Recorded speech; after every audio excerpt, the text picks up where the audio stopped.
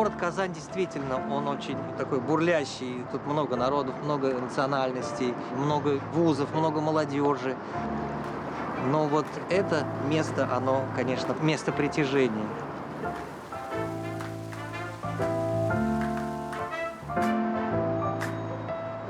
Ну, велосипед.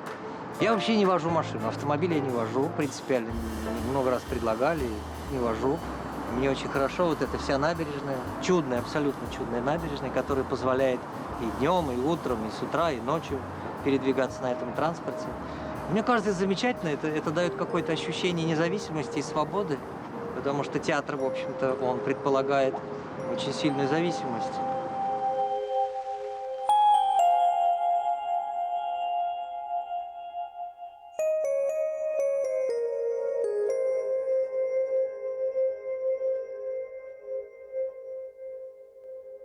Но есть какая-то такая пословица, собирается, если 3 татарина, они сразу начинают играть театр. Ну, мне кажется, это у многих народов. Театральность, игра, она у всех. Мы на игре, ну, как бы цивилизация построена. Мы все играем немножко.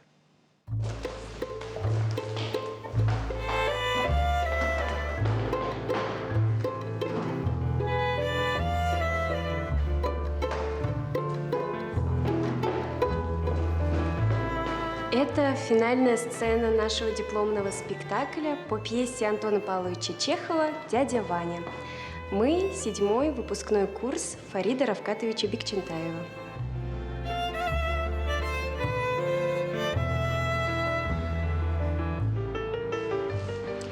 В первые дни учебы у нас было мастерство, Фарид Равкатович нас собрал и задал нам такой вопрос. Что делает актер?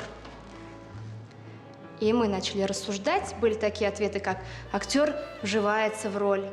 Кто-то сказал, актер становится другим человеком и показывает ту или иную эмоцию. И он слушал и потом сказал, актер прежде всего играет. И мы это запомнили на всю свою жизнь.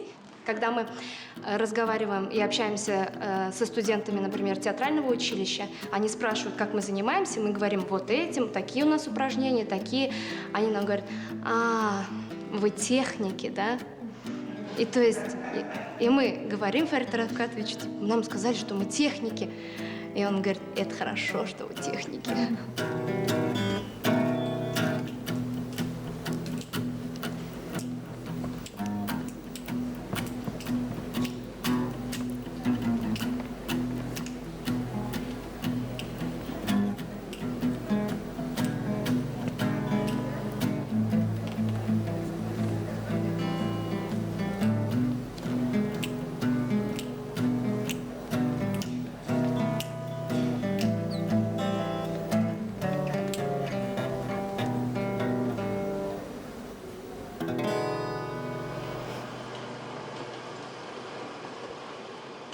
У нас есть такая традиция.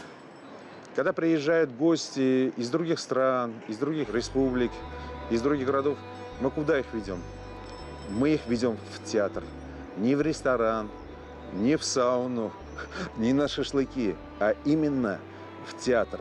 То есть знакомство с нашим городом, с нашей культурой, с нашим народом начинается именно с театра.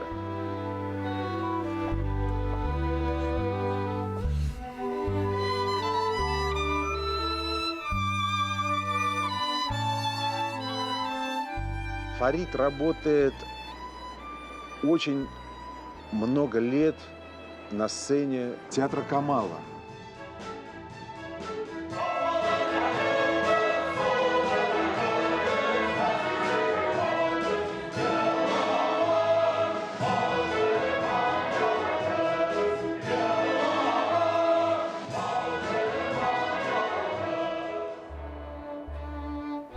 Место, в котором располагается это здание Татарского академического театра имени Gliaskara Камала, оно необыкновенное. Оно действительно необыкновенное. Напротив театра есть бывшая гостиница «Булгар», где жил Тукай. Тукай был очень дружен с Кариевым. Кариев – это один из основоположников театра, татарского театра. И существует легенда, что Кариев с Тукаем выходили на балкон этой гостиницы «Булгар», и Кариев с Тукаем показывали вот именно на этом месте, говорили, вот татарский театр должен быть здесь, именно на этом месте. Дело в том, что вот эта точка пересечения историческая, ну, во-первых, озеро понятно, но татарская слобода и центр города до революции, это был не только водораздел, это был еще такой психологический, что ли, раздел. Это была русская часть города, это была татарская часть города. Здесь сенной базар располагался. Татары в основном проживали здесь. В город их практически не пускали. Вот этот парк, здесь был забор, на заборе была вывеска. В сквер татарам и музыкантам вход запрещен. Это было, это реально, это было. Я татарин, и для меня было очень интересно, как на моем родном языке живет театр. И когда я тут оказался, моя первая мысль, конечно, когда-нибудь я хочу работать здесь и писать музыку для этого театра. Даже не когда-нибудь, а как можно скорее. И с этой мечтой я ходил сколько-то лет. И однажды, я помню, мне Фарид Равкатович сам позвонил. Он любит совершенно разную музыку, но особенный у него трепет вызывает, конечно, джаз. Джаз, блюз. Я помню, мы делали один спектакль. Это был спектакль «Взлетел петух на плетень», он называется.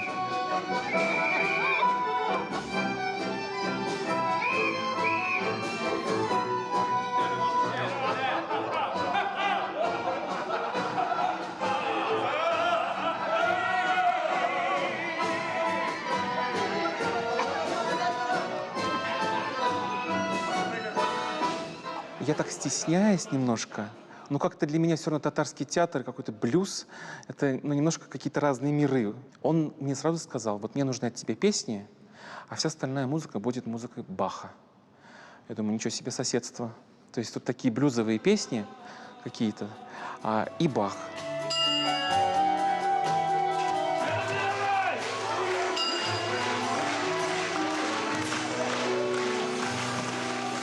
Понимаете, в чем дело? Ведь в чем вот отличие, например, Бекчентаева от многих других режиссеров российских? Все-таки Национальный театр, у него есть особая миссия. Нам, конечно, как небольшому народу, очень сложно сохранить свой язык, свою культуру, потому что все же унифицируется. Тем более, если раньше естественным резервуаром фольклора, языка, какой-то народной мудрости, каких-то корневых вещей была деревня, то сегодня, посмотрите, сегодня же все урбанизируется. Вот то, что свет в зале, достаточно. И вот эти дежурки достаточно.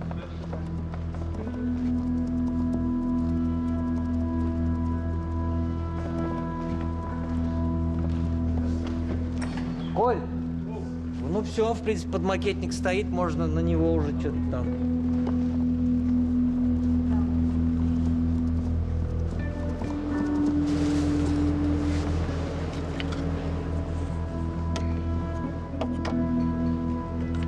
Сдача макета – это на самом деле очень серьезная штука, поэтому не просто так мы предложили в таком формате, именно на сцене, чтобы вот это как-то все соединялось, и макеты, и параметры сцены.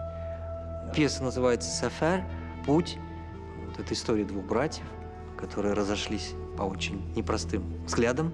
То есть, если первые две картины – это экспозиция, это с чего начиналось, с чего начался конфликт, то вторая часть – это уже сам путь. Да? Сафар.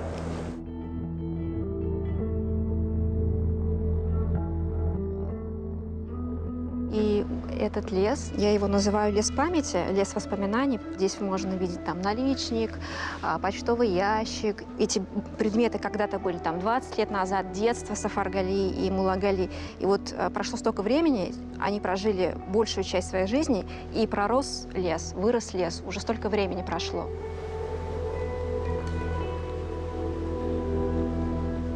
Меня грудным ребенком в театр принесли, потому что у меня и мама, и папа работали в театре.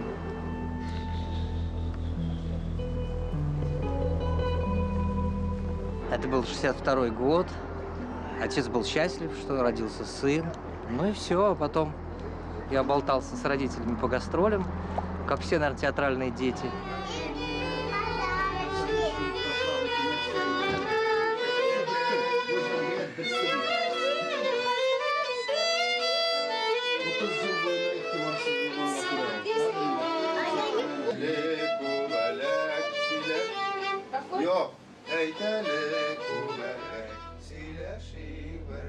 Ну вот это вот ощущение, что я сын полка, что я как-то все меня знают, как облупленного с детских лет. Вот это мешало с одной стороны, с другой стороны давало мне какие-то, естественно, преимущества.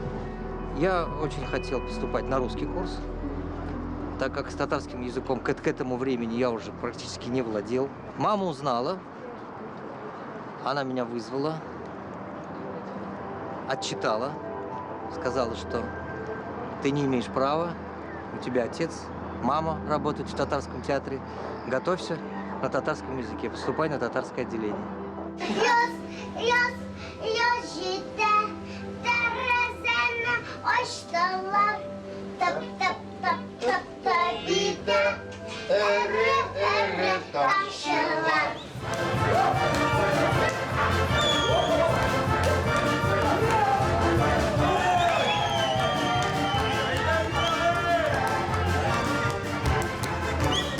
И я буквально за 2 дня с грехом пополам выучил программу на татарском языке и таким образом пришел на экзамен.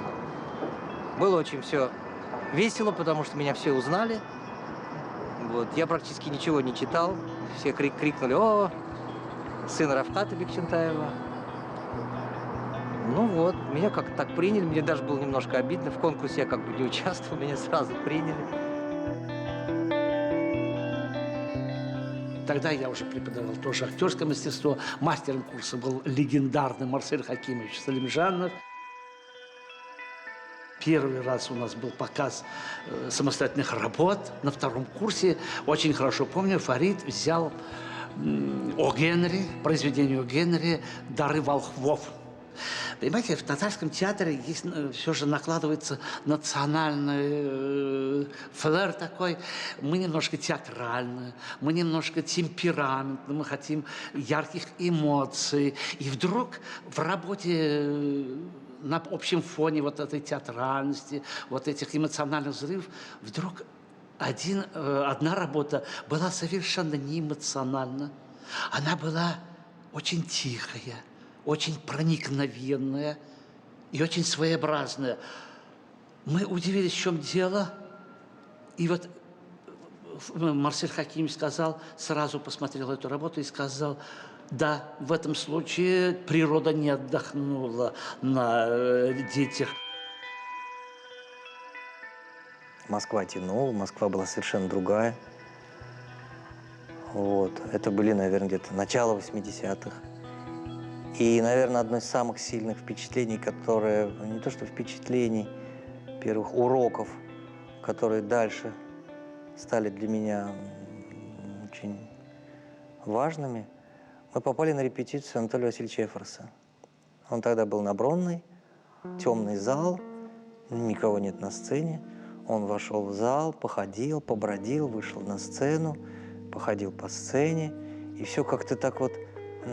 Какая-то медитация. Он походил, потом сел и очень тихо сказал: ну давайте начнем. Очень тихо, очень тихонько так. Актеры вышли, у кого-то были в руках тексты, ну что-то они ходили. И это невозможно было сказать, что они играют что-то. Ну вот что-то они делали. 2-й акт они играли. Все, закончилось. Анатолий Васильевич вышел на сцену. Они вокруг него собрались. Я очень пытался подслушать, что же он им говорит. Это длилось, наверное, минут 5-6. Он что-то там бормотал, они там кивали головой. Он говорит: ну давайте еще раз. И опять спустился. И они начали играть ту же сцену, тот же акт, но совершенно по-другому. Совершенно по-другому. Вплоть там мизансцена какая-то. В общем. Вот, для меня это было чудо. Для меня это было чудо. Я не мог... Единственное, конечно, потом я понял, что это была команда, это был какой-то совершенно фантастический, мистический договор. Это на уровне знаков, на уровне каких-то полуслов, интонаций. Они понимали друг друга.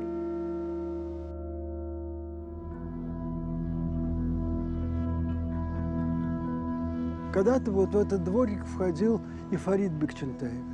Все мы, гитисовцы, принадлежим какой-то одной большой компании, одной большой когорте.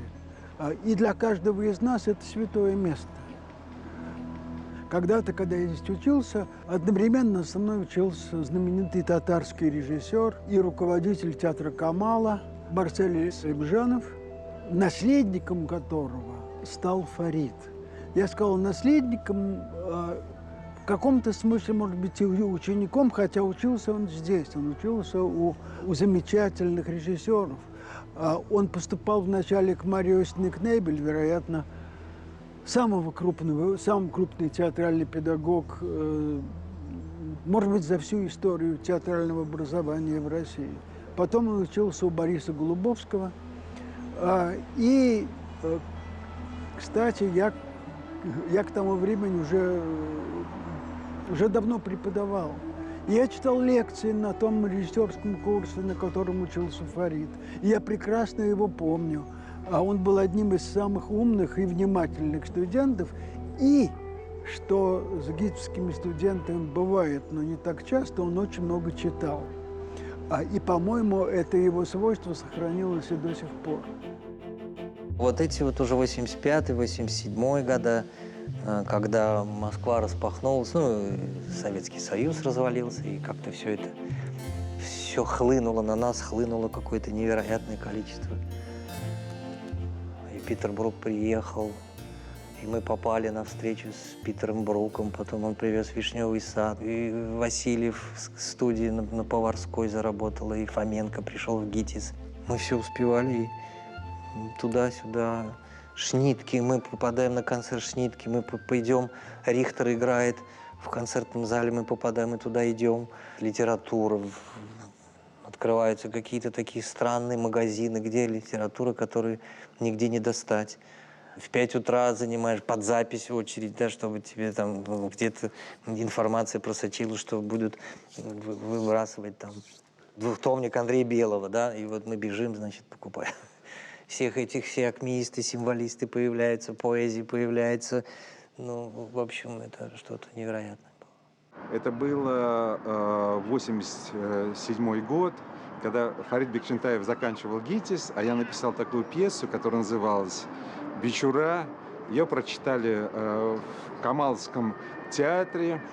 И читка была неуспешной, то есть актеры не приняли эту пьесу, сказали, что она не подходит, она им не понравилась. И подошла мама Фарида Бекчентаева, Наиля Пагараева, и говорит: Мансур, а давай дадим прочитать Фариду. Вдруг ему понравится эта пьеса. И мама мне выслала, я учился в ГИТИСе, она мне выслала эту пьесу. И говорит: прочитай. Она говорит: труппа не приняла пьесу, но мне она понравилась. Я прочитал ее в Москве, она мне очень понравилась. Понравился один небольшой диалог, ради которого я захотелось с ней поработать, с этой пьесой. Но благо, что в спектакле участвовала моя мама. Вот. Она на первых моих каких-то шагах, она мне очень помогала. Как-то духовно помогала. Она мне все время говорила: будь смелее, будь увереннее, будь принципиальнее, настаивай. Я стала репетировать с ним вот в этом спектакле «Домовой», «Бичура». Вы знаете, трудно было. Ведь он пришел уже с какими-то новыми веяниями, с какими-то новыми тенденциями в театре, современные уже какие-то. А я же уже тогда, сколько лет уже в театре проработала, мы как-то уже привыкли как-то работать в одной природе театра. И не только мне, всем нам было довольно-таки сложно находить, его понимать, и ему тоже было сложно находить с нами общий язык. Вот. А я первый раз тогда играла бабушку. Больше всех он мне делал замечания, и больше всех был мной недоволен всегда. Ко мне требования большие предъявлял.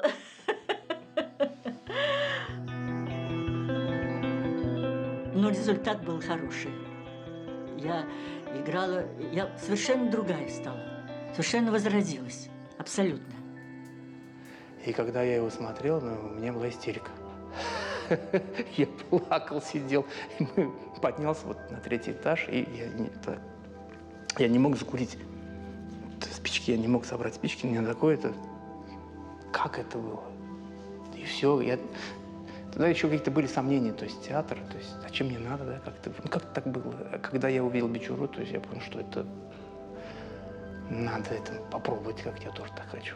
Когда была премьера, этот спектакль посмотрела моя мама, и она была потрясена. Она сказала, как вы, 2 мальчика, которые никогда не жили в татарской деревне, смогли с такой точностью воссоздать атмосферу бытия татарской деревни. На самом деле, правда, я даже точно не могу сказать, откуда это все, как это ко мне вообще пришло. Может быть, это связано с тем, что я не рос с отцом, и, видимо, как бы, ну, вот этой вот такой поиск отцовства. Мне было 5 лет, мама рассталась с отцом. Отец жил один все это время, до 75-го года. Он рано ушел из жизни. Я знал о существовании этой деревни, но так как-то по слухам. И как-то нас пригласили с театром на открытие мечети здесь, в деревне Березская. Вот этот путь от Казани до Березская почему-то мне очень сильно запомнился. Мы приехали, и меня в сторонку отвела учительница из этой деревни и начала мне рассказывать, что ты, говорит, знаешь, что вот Бекчентаевы участвовали вот в возведении этой мечети там, в 18 веке, и медресе нашли остатки там фундамента медресе, и там было написано, эту медресе поднимал Бекчентаев. Но я сначала познакомился с Ильгизом, вот председателем, тогда это колхоз был, он пришел на юбилей моего отца. Я, говорит, из деревни Березская. Вот. Ну, я как-то так вздрогнул внутренне, я понимал, что да, это вот та самая деревня. Вот. Ну и потом как-то я приехал сюда.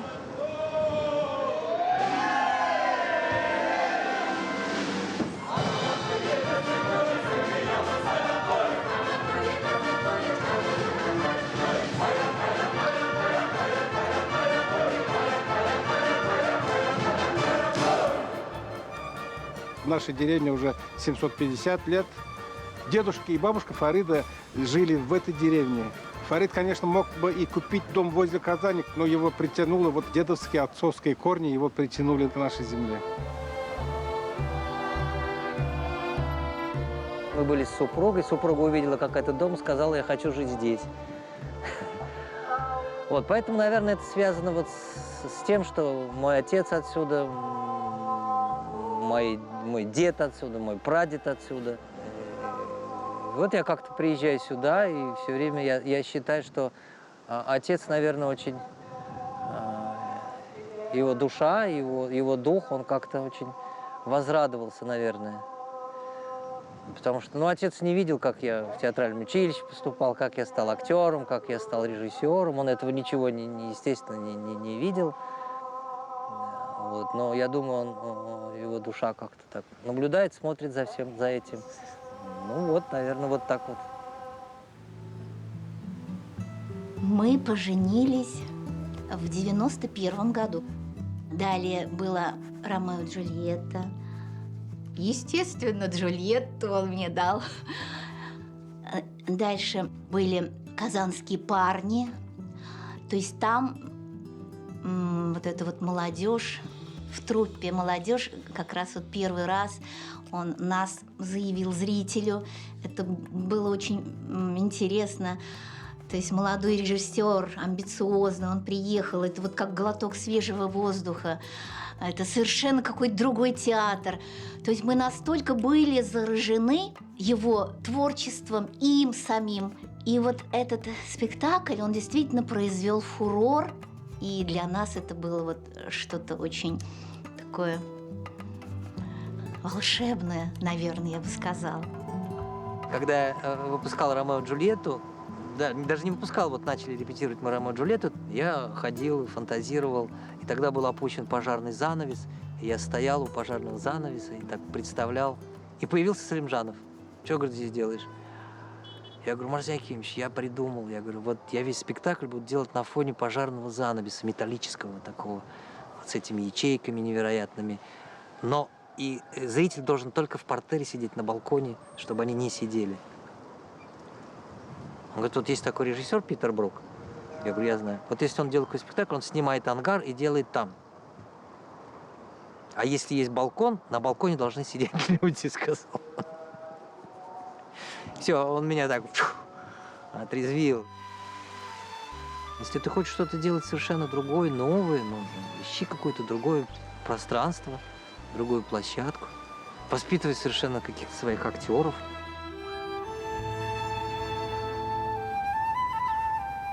Очень непросто делать первые шаги, потому что, когда Фарид начал работать в театре, Марсель Сулеймжанов – это очень крупная личность, это гигант. Но, с другой стороны, это был учитель Фарида, это был, по-татарски говорят, остос, мастер, у которого Фарид учился. Я думаю, что Фарид пришел немножко с другой эстетикой, и она была не очень понятна зрителю, она не очень понятна была театральному миру, нашему национальному, казанскому.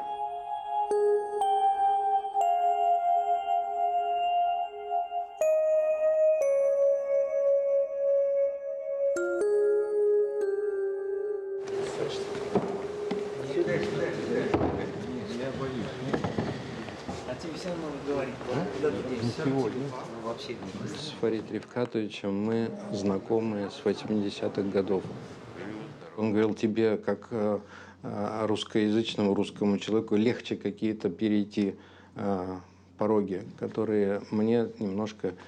Я могу, но это трудновато, потому что есть всегда какие-то табу. Нам хотелось что-то придумать свое, студийное.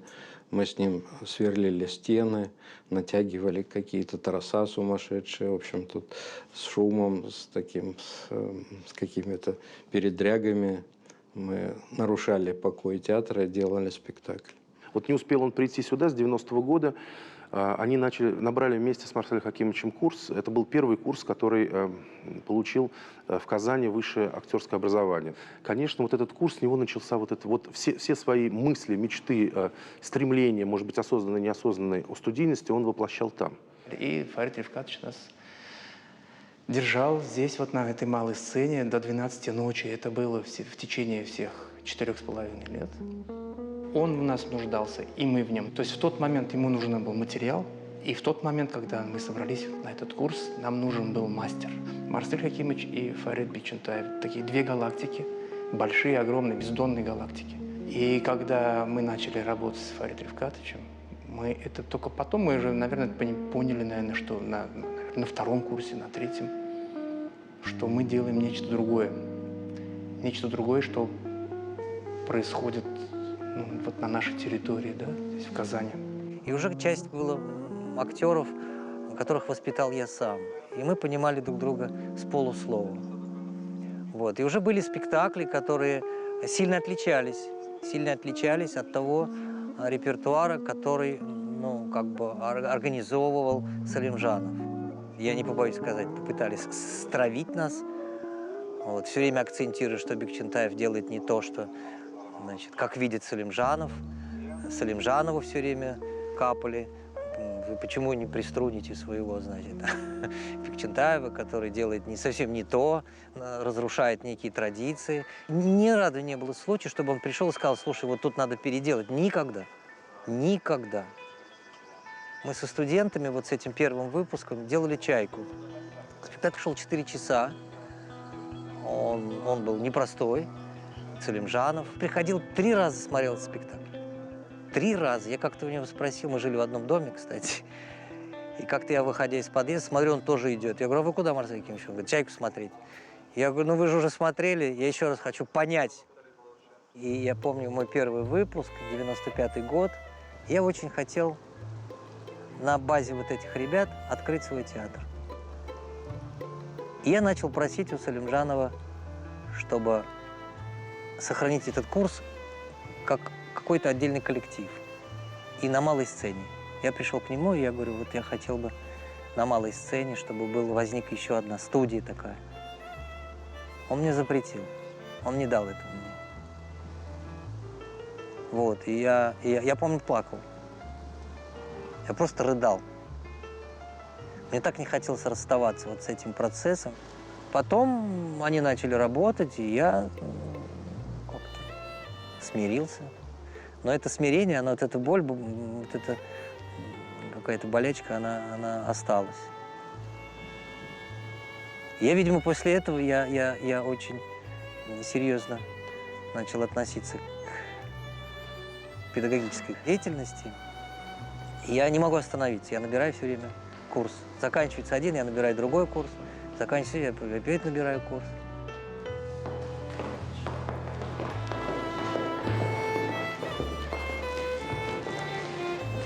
Давай готовьтесь на Леру, чего вы? Одевайтесь, переодевайтесь. Рамиль, ну, а это открыть можно? Да, можно. Давайте.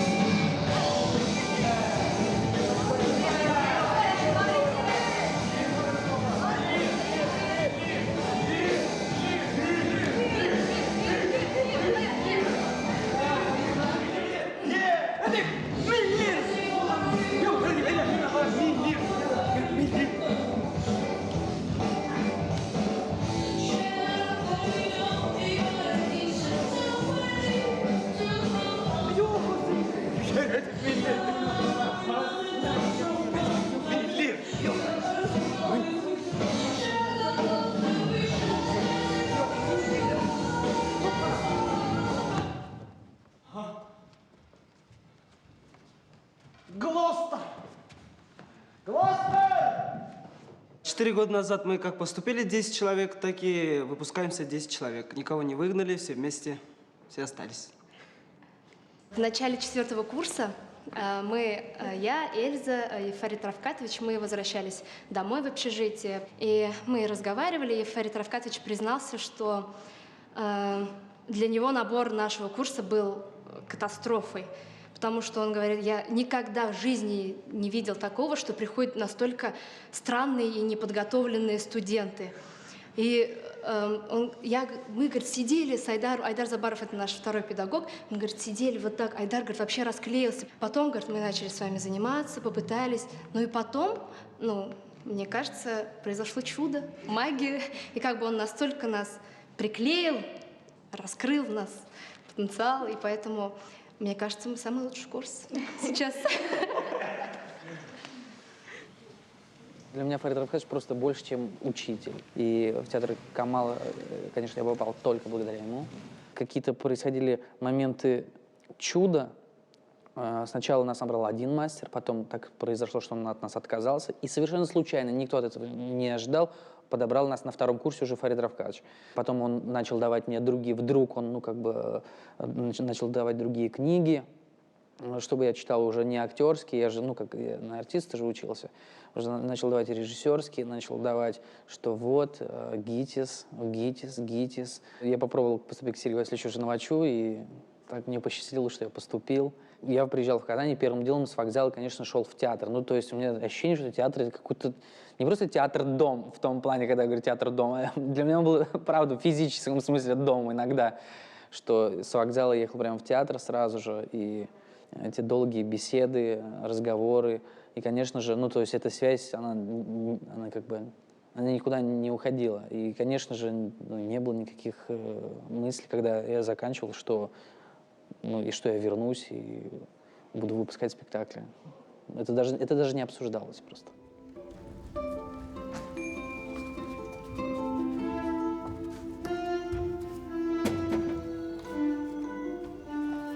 И вот в этом театре, театр Камала, мы учились с 2004 по 2008 год. С утра до ночи он был с нами. То есть у нас мало когда занятия заканчивались раньше, чем 12 ночи. То есть он сидел с нами всегда был. Мы могли одну фразу там из Шекспира разбирать там всю ночь. И, конечно, вот каждую фразу мы ловили, по крайней мере, я пытался все запомнить. Это, ну, вот сколько лет прошло, все еще хочется туда вернуться. Вот это, наверное, единственное, куда хочется вернуться.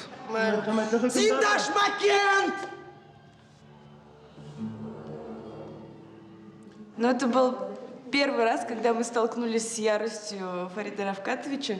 Мы были тогда на первом курсе, по-моему, и Фарид Равкатович нам сказал в конце занятия: принесите завтра чемоданы. Но он как-то это вскользь сказал, и мы уже как-то были мыслями, шли домой, и мы про это забыли напрочь. Когда мы учились, конечно, у нас самый большой страх был то, что он нас бросит. Потому что это было,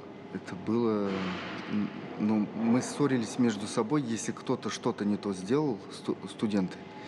И мы видели, что Фарид Равкатович разочарован в нас, во всех. И вот этот страх, что он нас бросит, и мы попадем кому попало, ну, был с волшебником, и так тебя на землю спустили будет. Должно было быть 10 чемоданов. Мы приходим в гримерку, их только 2. Мы хватаемся за голову и думаем: ну, лишь бы он не вспомнил, лишь бы он не вспомнил. И он заходит и спрашивает: где чемоданы? А их нет.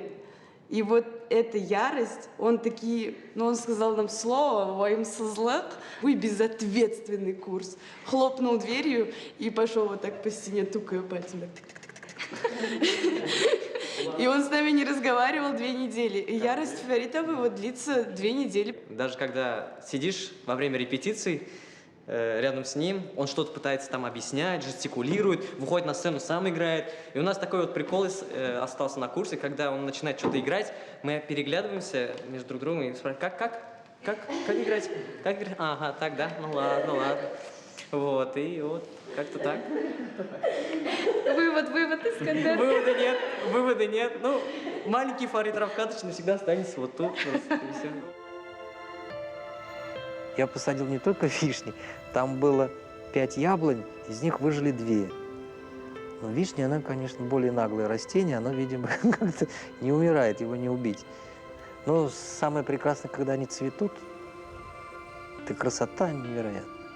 Мифологической какой-то красоты.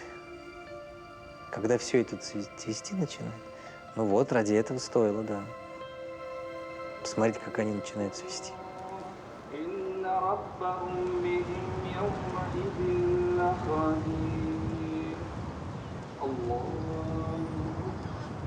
Это азан из вновь возведенной мечети. Эта мечеть действительно первая каменная мечеть на территории Татарии.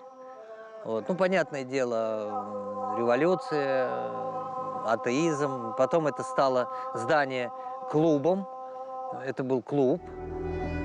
И вот Ильгиз, председатель вообще этой земли, он как-то со мной поделился вот своей мечтой возродить эту мечеть. Ну и мы начали ходить по кабинетам. Я помню, моя мама сюда привозила, ну, как-то сколько могла, какую-то сумму мы с супругой сюда вкладывали. Ну и многие, я думаю, что многие жители этой деревни тоже, ну это может быть немножко, но само желание, намерение, оно также, мне кажется, помогло восстановлению этой мечети.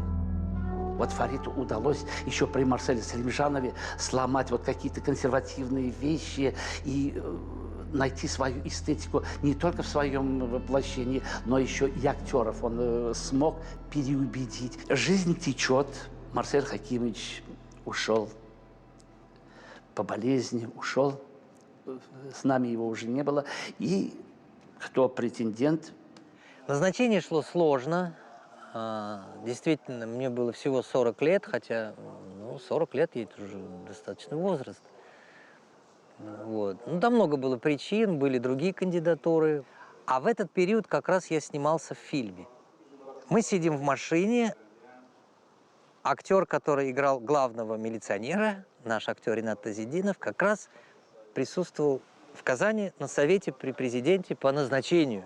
Мы сидим, дождь какая-то, погода такая не очень хорошая. Мы смотрим в лобовое стекло, подъезжает машина, выбегает Тазидинов и бежит ко мне и говорит: все, Фарид, ты, значит, там, назначен ты. И режиссер говорит: ладно, все понятно, давайте быстренько снимаем последний кадр. Я не успеваю даже не понять ничего, я сажусь в милицейскую машину, на меня надевают наручники.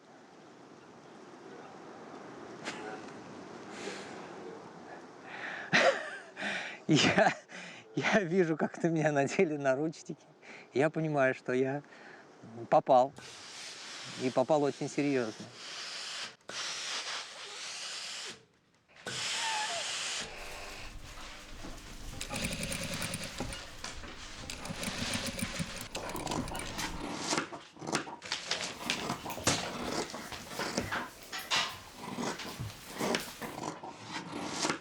Где-то 13 лет мы вместе работали с Алимжановым. Конечно, я понимал, что меня ждет.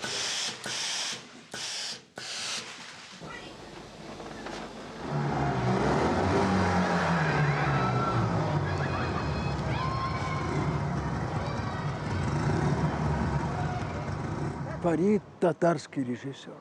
Конечно, Фарид человек, принадлежащий к татарскому театру и татарской культуре вообще. Я видел несколько его спектаклей, поставленных по татарскому фольклору. Это никакого сомнения не вызывает, но вся суть дела и вся сущность искусства Фарида и его личности в том, что он и настоящий татарин, и настоящий европеец. Я ведь преподаю уже много лет историю западного театра. И должен сказать, что вот эта область западной драматургии – это есть часть того репертуара, который создал в театре Камала Фарид Бекчентаев. И один из самых лучших его спектаклей, который мне когда-то удалось посмотреть, это мольеровский «Дон Жуан».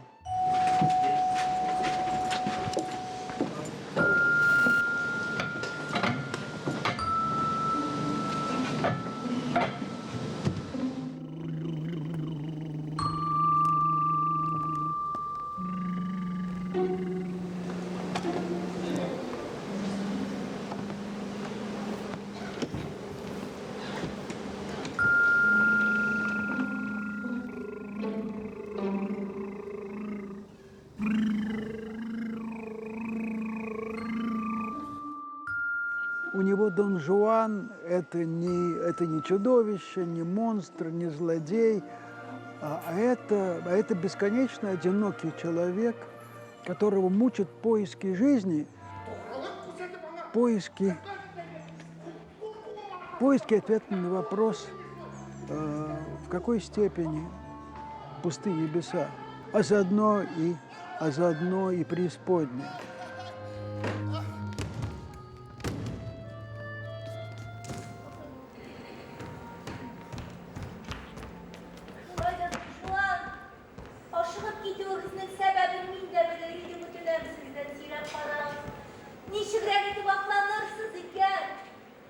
Вы знаете, у меня есть одно преимущество. Так, женой режиссера, я его мучаю дома всегда. Ну давай разберем эту сцену. Ну как мне вот, то есть я его достаю. Иногда он говорит: ну все, хватит уже, не будем о театре. То есть, а потом уже автоматически все равно переходится. Все это перетекает, работа, дом, быт, это все взаимосвязано настолько. У нас ведь и сын, понимаете, он родился, тоже был в театре почти с первых дней. Отец однозначно человек профессии, прежде всего. Человек, который выполняет какую-то важную миссию в своей жизни. Он очень любит это дело. Этим пропитана, в принципе, как бы и жизнь дома, и жизнь в театре. То, что вот вложил в меня отец вот за это время, это, наверное, вот самый такой фундамент, основа, который вот сейчас постепенно как бы распускается и дает какие-то свои вот эти ростки. Судьба Фарида, она очень театральная, очень, как бы в нашем театре, в татарском, где много династий, он как бы не выпадает из общего фона.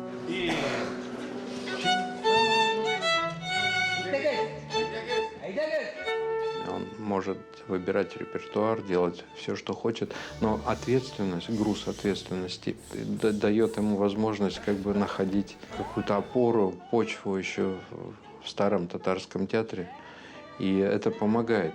Если молодой он что-то отвергал, то сейчас он это использует уже как опыт жизненный, как какие-то хорошие вещи такие, которые необходимы художнику.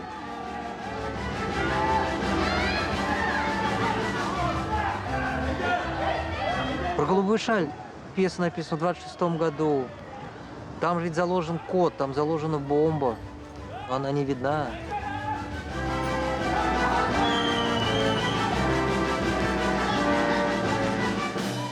Крещение было, насильственное крещение было. И народ поднимался, они бежали в леса. Они жили в лесах. Татары, чтобы их не крестили, они бросали деревни и уезжали, прятались в лесах. Грабили обозы, жили коммуной такой. И вот это в сцене леса, вот эта финальная песня «Чум-чум, закон нам нипочем», вот там заложен мощный код. Желание распоряжаться всем тем, что у них есть. Вот этот вот код заложен в этой сцене леса.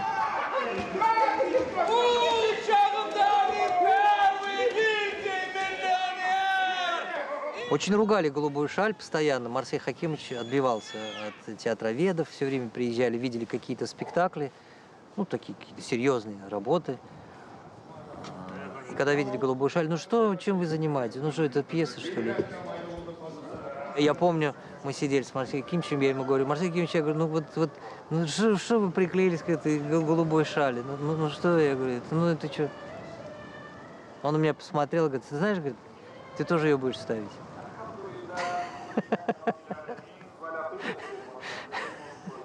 И прошло какое-то время, и я ее поставил.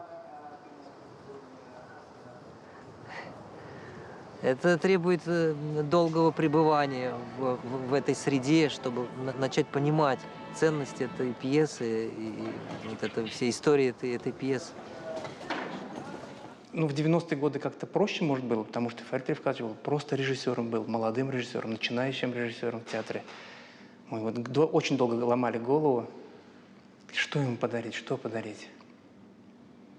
И мы пришли, я не помню, кто придумал, мы собрали театральную пыль. И мы в течение 2 или 3 дней мы бегали по всему театру. Естественно, это не пыль, не которая в фойе, пыль, которая там в гардеробе, а именно которая на колосниках. Мы ее упаковали в полиэтиленовый такой пакет, то есть это мы все делали, проклеивали утюгом, и там надпись. Инструкция, там пыль театральная, и инструкция по ее использованию. Этот пакетик, он до сих пор, насколько я знаю, у Фарида Рифкатовича хранится. Вот в этом году мы тоже, опять же, я, Искандер, вот, Ильдус Габдрахманов, вот, мы с Искандером однокурсники, и мы вот тоже, что опять подарить, что подарить. Мы все знаем, что у него вот на его родине, да, его предков, это вот деревня Береске, у него там есть дом, участок, и мы решили ему подарить жимолость. Жимолость очень витаминный, чтобы ты жил и был молодым. Креклерон, да? Я меняю тем, что я Orang dilebihkanlar, ha?